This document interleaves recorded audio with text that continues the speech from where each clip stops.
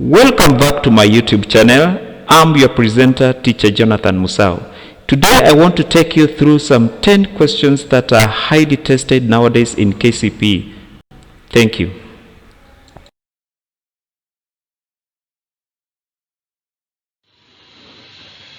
What is 1.5% expressed as a ratio in its simplest form? The first step is to convert 1.5 to become improper fraction, which becomes 3/2%. And percent means out of 100. Like when you say a person got 70%, this means 70 out of 100. So 3/2% means 3/200. So the percent, we put 100 where we have the denominator to become 3/200. And now you can now say as a ratio it's 3:200.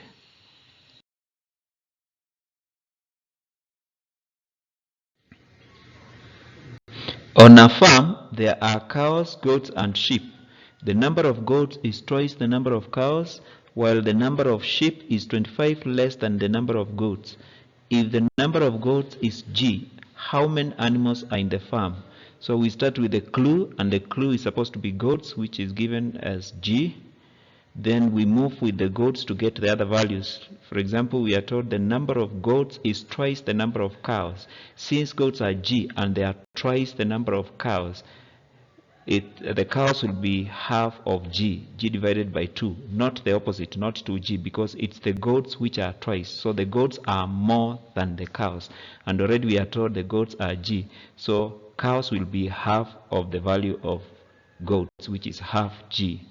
Then we also told that the sheep is 25 less than the number of goats. So comparing the sheep and the goats are more and the sheep are less. So we take the number of goats, we take away 25 because the sheep are the ones which are less.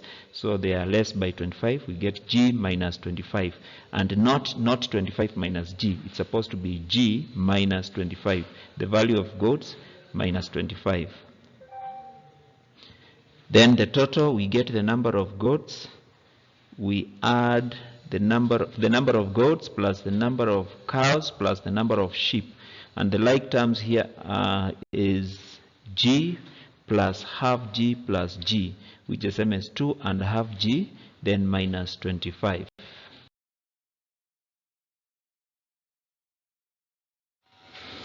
A farm yielded 600 bags of wheat in the year 1996. This was a 20% decrease in yield from 1995. How many bags of wheat did the farm yield in the year 1995? Analyzing this question, we are given the yield for 1996, and we are certain that 1995 comes first. So 1995 was the original, and being the original is represented by 100%. So what happened after 1995 is there was a decrease of 20%. So we expect 1996 to be 80%. And the yield for 1996 was 600. So the 600 is represented by 80%. Because we are told that after 1995, what we are given 600 bags was a decrease from the previous year. So original was 1995 with 100%. 1996 it decreased by 20%, so it became 80%. So the 600 bags we are given represents 80%. So we ask ourselves, if 80% represents 600 bags, what about the original 100%? That is the bags before it decreased. So we cross multiply and get 750 bags. Looking at the answer we have got, it makes a lot of sense, because if you get 1995, you harvested 750, and 1996 you harvested 600. That's already a decrease of 150. 750 minus 600, you get a decrease of 150. To prove your answer to be correct, you get that decrease of 150 over the original price, which was 700, over the original number of bags, which were 750 bags. Then you multiply by 100%, and it will give you a decrease of 20%. So note that 1995 comes first, and it's the original harvest which is the same as 100%, then the following year, 1996, there was a decrease. And if there was a decrease of 20%, what we harvested is supposed to be 80%. So, and that 80% is what we are given as 600 bags. So we are looking for the original before it decreased.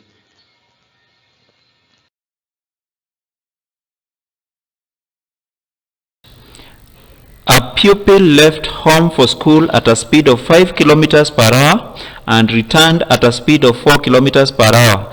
The whole journey took 5 hours 24 minutes. How far is the school from home in kilometers? So in this question, we first analyze what we are given, and the first distance is from home to school, where we are given the person went at a speed of 5 kilometers per hour. Then on traveling back, school to home, the person took 4 kilometers per hour, that is the speed. And then we also given the total time, and this total time represents time for going to school and time for going back. It was 5 hours 24 minutes. So in this question, we are going to use the formula for time. We know time is given by distance over speed. So we take the time he took to go to school is represented by distance, which is d over 5. The 5 is the speed. So d, distance over 5, which is the speed. Distance over speed gives us the time for going to school. So just note the time he used to go to school was d over 5.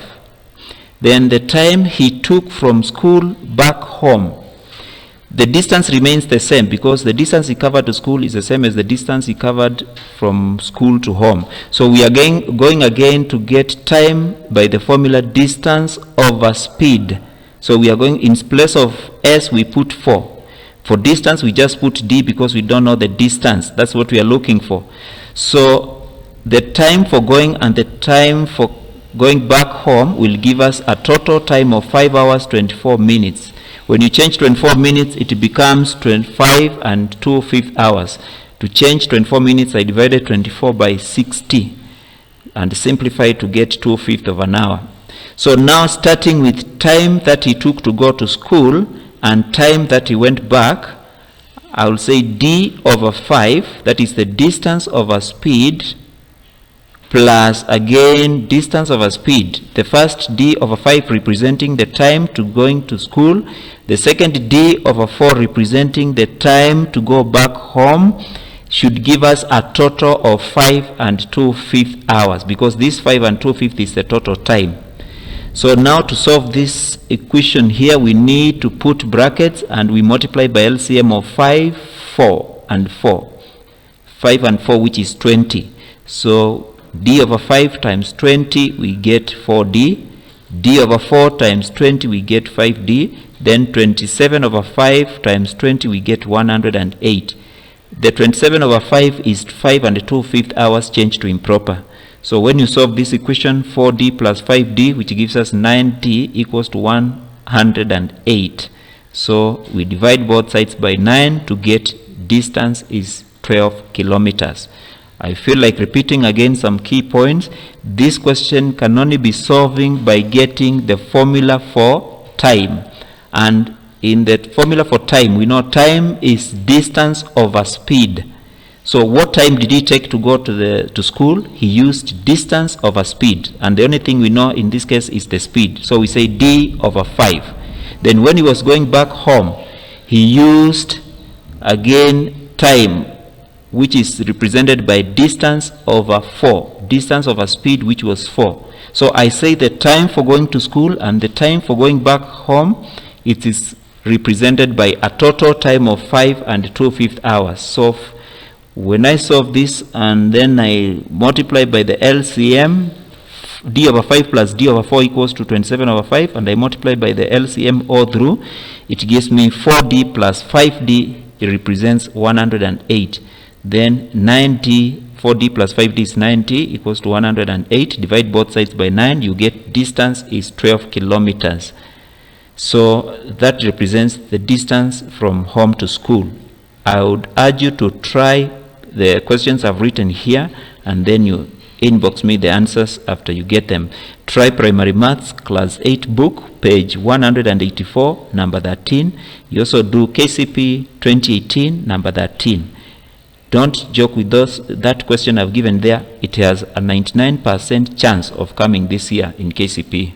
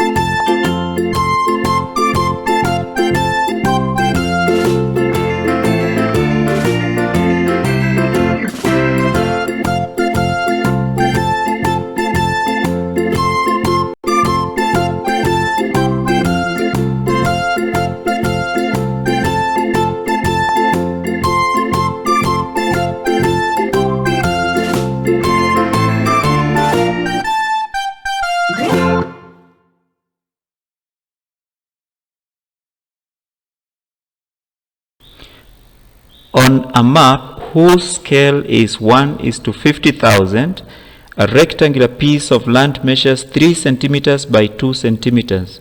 What is the size of this land in hectares? Underline the key words like hectares, and then you note that the scale is given in ratio form, 1:50,000. So we try to translate this in linear scale, which means 1 centimeter represents 50,000 centimeters. So the scale 1:50,000, when translated into linear scale, means 1 centimeter represents 50,000 centimeters. Note that the drawing length, that is 1 centimeter, and the actual length, 50,000, are both in centimeters. The units are the same. So at this step, we convert the actual length to be meters. We divide by 100, so that the scale now reads 1 centimeter represents 500 meters. And we have a piece of land which measures 3 centimeters by 2 centimeters. So we have to convert this drawing length to actual length using the scale 1 centimeter represents 500 meters. So if 1 centimeter represents 500 meters, what about 3 centimeters? We multiply 3 centimeters by 500 meters over 1, which gives us 1,500 meters. So 3 centimeters will represent 1,500 meters. For every centimeter you draw on the map, it is representing 500 meters. So 3 centimeters will represent 1,500 meters. In short, multiply the 3 centimeters by the scale 500 meters. The 2 centimeters will represent 500 meters times 2, which is 1,000. So if 1 centimeter represents 500 meters, so 2 centimeters will represent 1,000. After converting the drawing lengths, that is 3 centimeters and 2 centimeters, into actual measurement, now we find the area by multiplying length and width, which is 1,500 meters times 1,000 meters.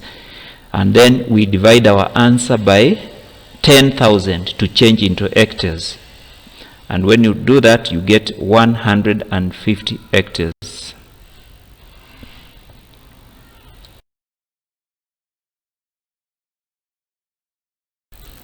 Sarah sells goods for a company.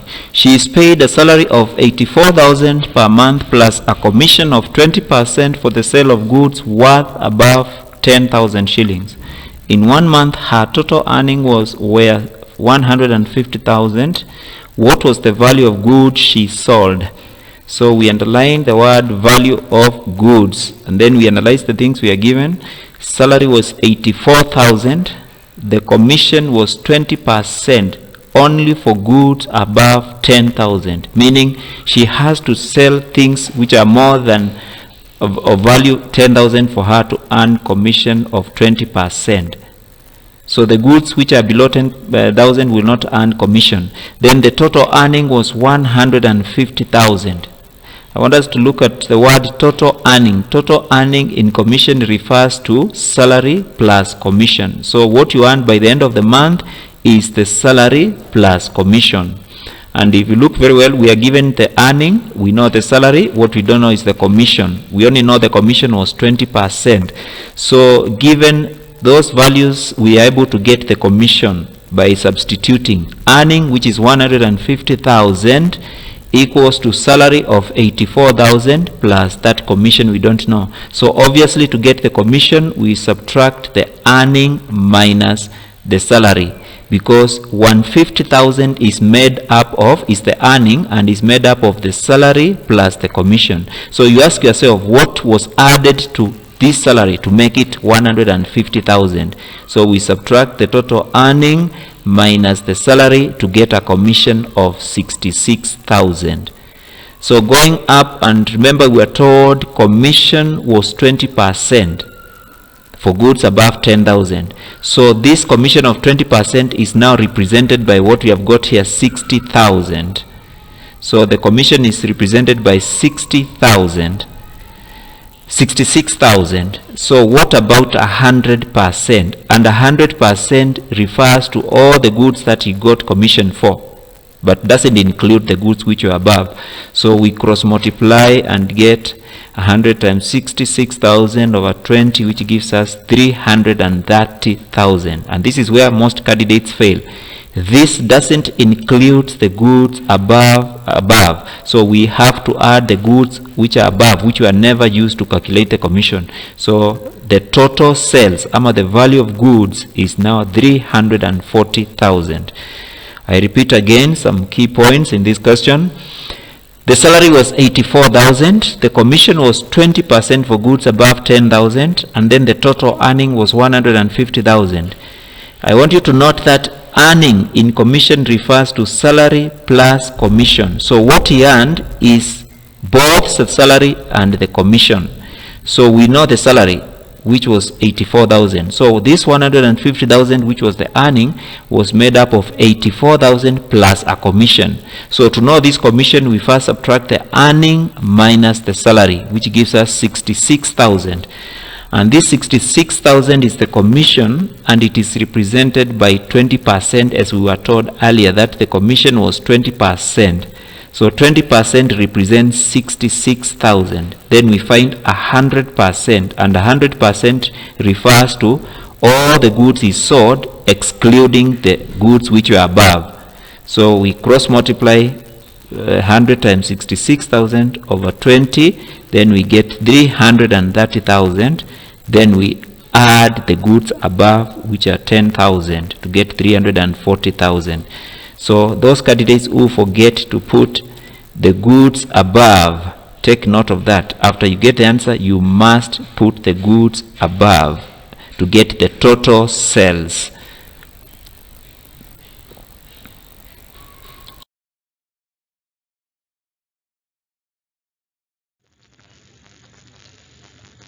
The cash price of a radio is 8,000 shillings. Muide bought it on hire purchase terms.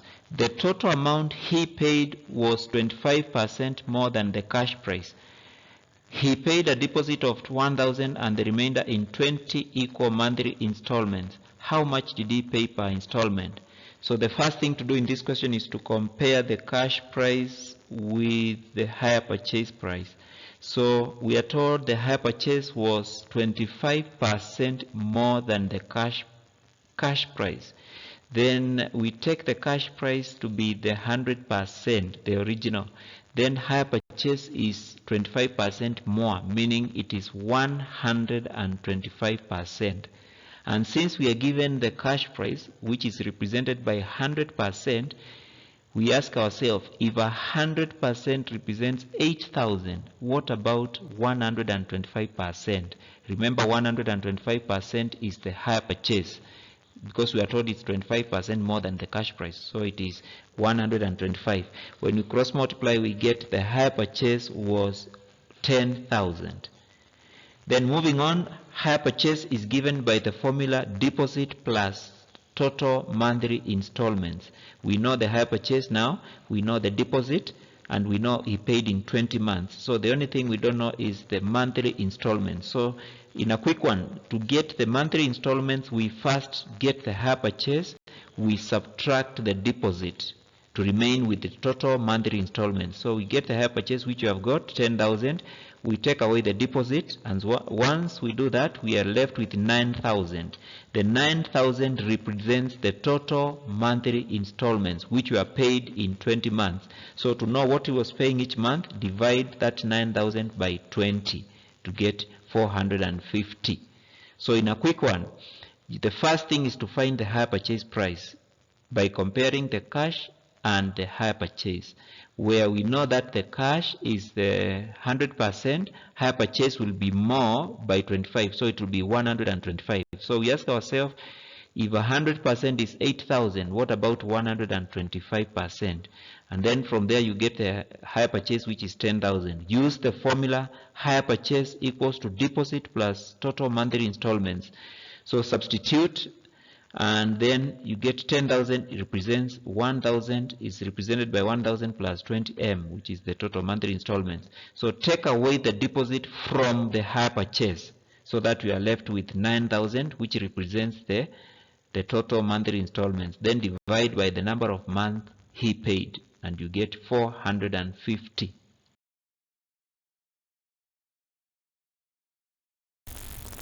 In Kome's farm, the ratio of cows to goats is 5:3, while that of goats to sheep is 4:7. If he has 21 sheep, what is the total number of his animals? In this question, we are supposed to look for the animal which is common in the first ratio and in the second ratio. So cows to goats and goats to sheep, the goats are common. They are appearing in the first ratio, they are appearing in the second ratio. So we get the quantity of goats in the first ratio, which is 3, and the quantity of goats in the second ratio, which is 4, and we find the LCM to make them one thing, because goats on one side and goats on the other side are just the same thing. So the LCM of goats and the other goats on the other side is 12. 3 and 4, the LCM is 12. So now we multiply in the first ratio to make sure that the goats are out of 12. So we look for the multiplying number, the multiplying factor of 3, which will make it to become 12, and that is 3 times 4 to become what we have got as the LCM. And what we have done with the goats must also be done to the cows, so we also multiply by 4. So the new ratio is 20:12. That is after multiplying the goats by 4 to get 12, which is our LCM. And what we have done to goats must also be done to the cows. We multiply by 4 to become 20. Then when we come to the second ratio, 4:7, the 4 goats needs to be changed to become 12. So the multiplying factor is again 12. 4 times 3 to become 12. And what we have done to the goats on this second ratio, we must do to the sheep. So we multiply 7 by 3 to get 21. So now the ratios are 20:12 for cows and goats, and 12:21 for goats to sheep. Then all the animals all together, now we add the goats, the cows, the sheep, and the goats. And remember, don't repeat the goats, because now goats are we want the total of all the animals, so we just add the cows, the goats, and the sheep, which represents 53. Then there's a clue we are given from the question, where we are told if he has 21 sheep. So we go to the ratio for sheep, and the ratio for sheep is represented by 21. So 21 stands for 21 sheep. So if 21 ratio represents 21 sheep, what about 53? And 53 stands for all the animals. Then we cross multiply where we get 53 animals. Just to repeat again, in Kome's farm, the ratio of cows to goats is 5:3, while that of goats to sheep is 4:7. If he has 21 sheep, what is the total number of his animals? So what we do is we look for the common animal here, and the one appearing in the first ratio and also appearing in the second ratio are the goats. So the first ratio goats are 3, the second ratio goats are 4. So we look for LCM of 3 and 4 for these two quantities of goats which are the same, which are supposed to be the same, and we get the goats are 12. So in the first ratio, we look for what we do to 3 to make it 12, to become the 12 we have got as the LCM. And we say 3, we multiply by 4 to get 12. Then 5 should also be multiplied by 4 so that the ratio remains the same. So we get 20:12. So the ratio for cows to goats now becomes 20:12. When we come to the second ratio, goats to sheep, remember we have got the LCM for goats to be 12. So we look for what we do to 4 to make it 12, and means we multiply by 3 to become 12. And what we have done to goats must also be done to the sheep. 7 times 3 to get 21. Then down here, now we have the new ratios is 20:12 and 12:21. You can see the goats now have the same value. So we now add to get all the total animals, which is 20 plus 12 plus 21. That is the ratio for all the animals. So we ask ourselves, because we are told he has 21 sheep, so ratio 21, which stands for sheep, is representing 21 real sheep. What about 53 animals? We cross multiply 53 times 21 over 21, we get 53 animals. I've written that you try KCPE 2018 number 12. It's a similar question.